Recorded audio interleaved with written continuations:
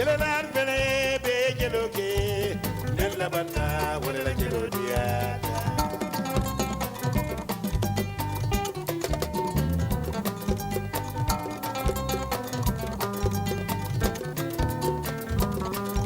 Jelelan bele be jeloke, nella banda wala la jelodia.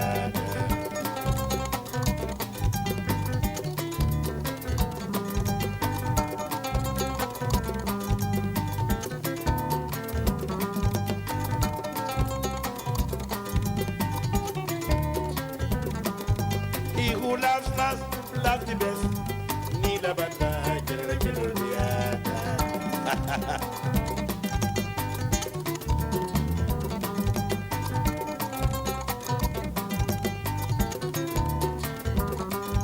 He who loves the best.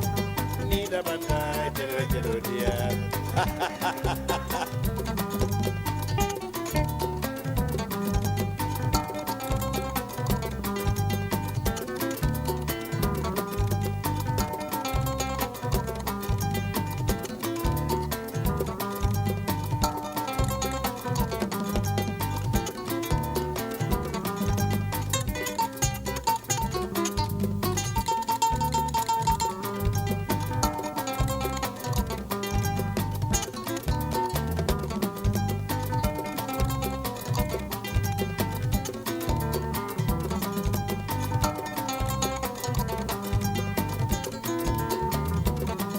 Tabirora dia o zero de gabon kademela FORBES wanyari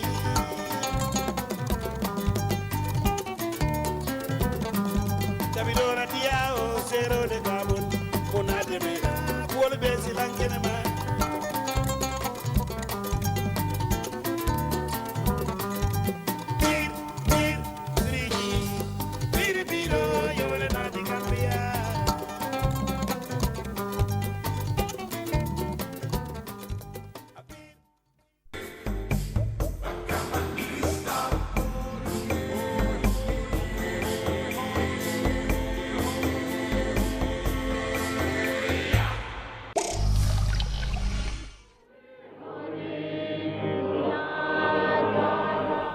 We were friends since school days.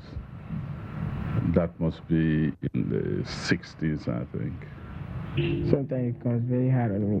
He's my junior brother, of course, but I gave him the respect because of the cap that he's wearing. Solomon Tilewa Ethelbert Willie, who prefers to be called Tilewa, was born on the 27th day of February 1954 in Banjul. Born to a true Christian family, one may not be surprised if the young Tilewa was seen touring a line that would make a big difference in his life with regard to his Christian faith. My mother was called Eliza Johnson. She was George before she married my dad, and my dad was Samuel D. Johnson. They were an unusual African-sized family. We were only two. The chat, my older brother, is 7 years older. The story, I'm told that there were many miscarriages between my brother and I, but I refused to die. That's why I think my grandparents, when it came to naming me, my African name is Yoruba. It means honor has returned to the home, Ola Tilewa. But I shorten it by Tilewa, and I love that. That's of my many names, that's the one I love most. So that's basically a very happy childhood. I'm glad to note that when my dad registered me in my first school, Albion Infant School, he registered me as Latilewa Johnson. So the African name was there from day one. Okay. I could remember when I was one evening, I went to a party and he wanted to follow me. I said, no way. So it happened that late mom sent for me. He was so excited about going to call me. I refused to go, and my late mom just walked right into the party and just held me by my shirt and said, you are home, you are here for holidays. And then he looked at me and he was so happy that mommy snatched me out of the place. So So that's a youthful day. His early school career began as Wesley Primary School between 1962 and 1966 and proceeded to Gambia High School from 1966 to 74. Outside the Gambia, Tilewa Johnson did a 3-year diploma in theology in Trinity College in Nigeria from 1980 to 81, then to University of Durham, Great Britain, Oxford University, Graduate Theological Foundation, Indiana, USA, and to Rome, where he was a foundation fellow at the Graduate Theological Foundation. A career fraught with deep religious indoctrination and experiences.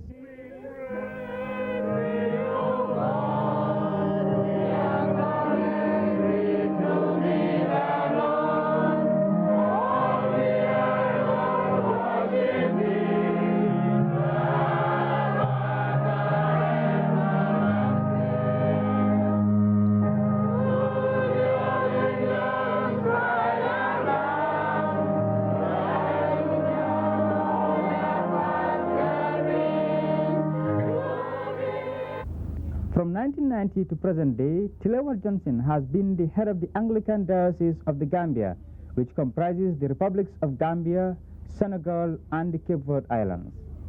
As a Reverend Bishop, he oversees and directs spiritual, pastoral, and socio-economic needs of the diocese. You've got links with the church, no doubt about that. How did it all start?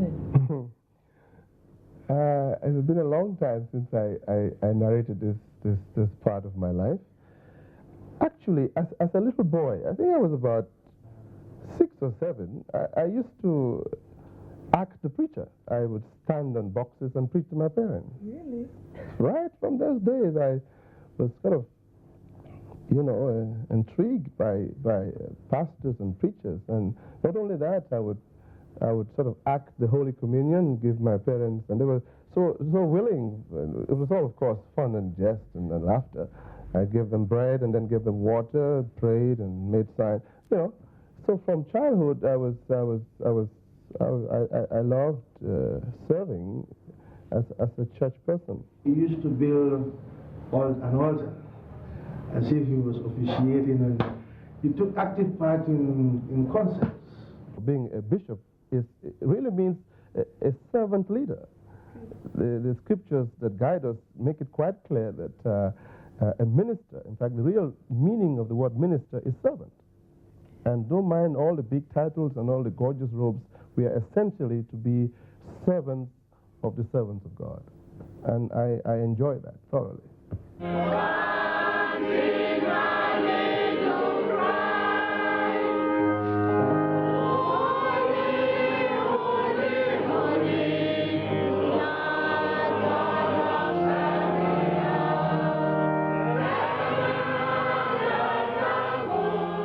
We got married in January 1981, and our first daughter arrived in January 82. She's Njilan Johnson. In fact, we named her after our mothers. Okay. My mother was an Eliza, and my wife's mother is Cecilia Cole, Deputy Speaker. Okay. And so her full name is Eliza Cecilia, and we gave her a Syrian name because, and all our, we have 2 others. Okay. We have a boy called Francis Samuel. Also, we gave him the grandfather's names. My father was a Samuel, and my wife's father was a Francis. So it's Francis Samuel Jegan. And our... Why Jegan? It's also a Syrian name. And let me give you the last daughter. Our 3rd child is a girl. Okay. And she's Clotilda Ruth Eunice Dado. So they all have Syrian names because my maternal grandmother was a Syrian. She was called Dado Bob, a well-known lady of Newtown, Stanley Street especially. And she also showered a lot of love on me as a grandson. He's a very loving man, and certainly I was someone who was a background person, and he tried to get me out from that, standing in the wings into coming center stage. He's a great enabler, and most of my achievements after marriage I would attribute to his encouragement. And he does want his family to be the best, a leading family in the Gambia, and so he goes all out to ensure that that is done. Sometimes I feel a bit guilty that I have to be away from this wonderful family, especially during my overseas missions. But what I try to do is to catch up when I come back and make them all happy. But that's not good enough, I know, but at least I try to give what one could describe as quality time. At the beginning it was very difficult for me, especially when the children were young, just babies, and I had to manage on my own. But in time I realized that he had to be away, and indeed God has enabled me to be both mother and father at times when the children really needed a father. So God has done a lot for the family, and we all understand that he has to be away often. But when he's around, he does spend quality time. It's not a lot, but it is quality time. He's a good guy, yeah, and they say he's strict, yes, but yeah, sometimes he's kind of kind. He makes us happy, gives us good jokes, He cares for me, yeah, and he loves me too. He's a very kind man, and he takes us out to restaurants. He cares for us. He used to make us laugh. What doesn't he like you people to do? Making noise. Okay. Fighting, quarreling, etc. Do you get angry sometimes that he wouldn't want you to make noise around the house? No. Why? Because he's right. He's right. Maduka House. Why Maduka House? Oh, yes. I decided to name this building, this property, if you like, in loving memory of a late member of my church. He was called Nicholas Maduka Grant. In his will, he bequeathed this property to the church. So I thought it was one way to honor him. His professional activities are various, and this undoubtedly made him a man with immense social responsibilities. Outside the confines of religion, Bishop Johnson was a member of the Council of Elders for Conflict Prevention and Management of Customs, Chairperson Independent Electoral Commission, Member National Population Commission, and the National Consultative Council for Social and Economic Policy. Your position at IEC. Yeah. How did it come about? Well, let me, take a step back to the PIEC days. Okay. I had just finished an assignment on the commission set up by the AFPRC in those days to revise and update the Constitution. You remember that commission? I was on it. Okay. After that, the government of the day put together a provisional electoral management body, of which I was privileged to be part of. It was chairman and I think 6 members in those days. Okay. But as an internal arrangement, the chairman, Mr. Gabriel Roberts, requested that one of us be elected to be the vice chairman. So we had a little election, and I was elected to be vice chairman. So that was an in-house thing. Okay. It was not as per the decree. Okay. So that needed to be clarified. Okay. But I then served as the vice chairman of the PIEC. And again, that was a very, for me, it was a service at its peak, if you like, to see, never in my wildest imagination did I ever think I would be involved in that kind of, community development or community contribution or, things like that. So at the end of that provisional assignment, interim assignment, and after the constitution, the draft constitution was put before the people through a referendum, and the yeses had it. The provision that called for a permanent independent electoral body was implemented. And again, from the blue, I was invited to serve as its chair. Okay. So that's basically how it snowballed. The task was, as you rightly said, a mammoth task, but I thought that we had the capacity, with the kind of support we had from UNDP and the Commonwealth, to set up for the first time an independent election management body in this country. And we were determined to give it our best for the interest of the voters. You see, that has to be borne in mind. Personally, I saw this as the best we can do for the voters of this country, to express, to bring into effect their wishes.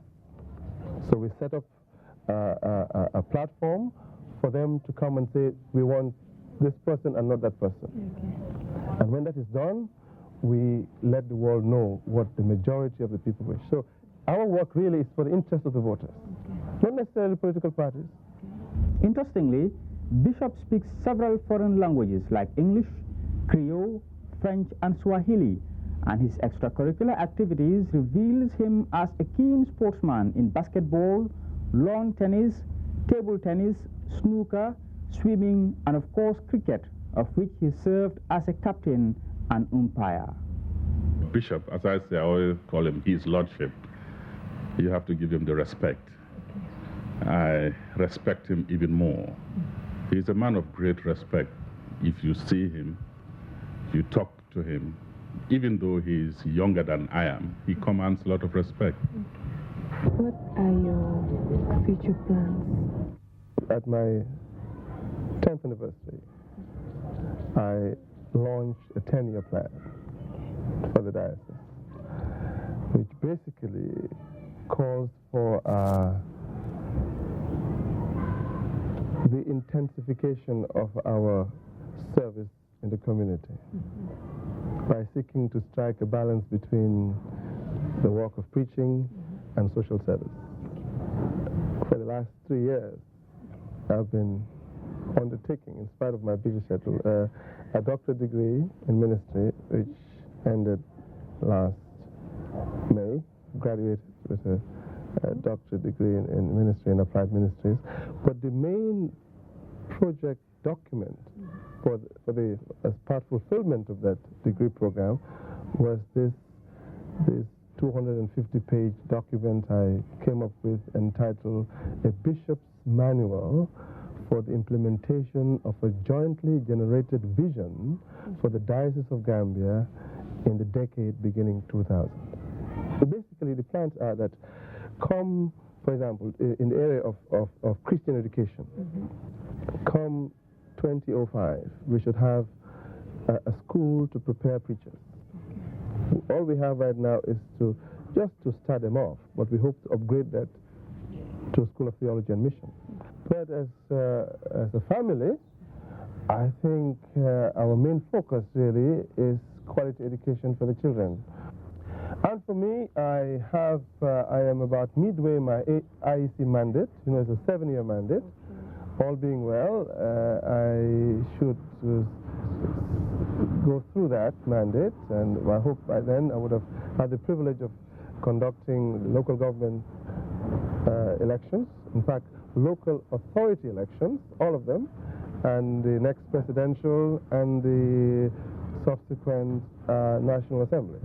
And that's the reason why they gave me a 7-year mandate, so that I would have had an opportunity to conduct all these elections. When I look back, I am of the conviction that all that has happened to me in the past was in preparation for what I'm doing today.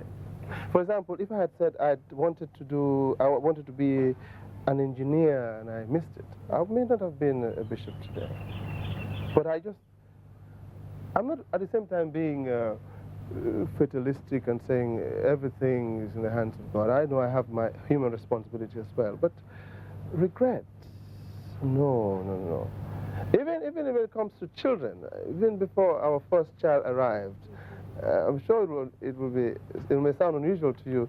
As an African man, I was looking forward to a daughter. I prayed for a daughter. Okay. Because I think the reason was because my mother died when I was only 13. Oh. And I said I have only one brother and my father. So it was all male household, you know. We had no ladies there, you know. It was all, so I was really looking forward to getting married. And God has blessed me with a very, very wonderful wife who looks after us 100%. And to have 2 daughters, I think it's an added blessing.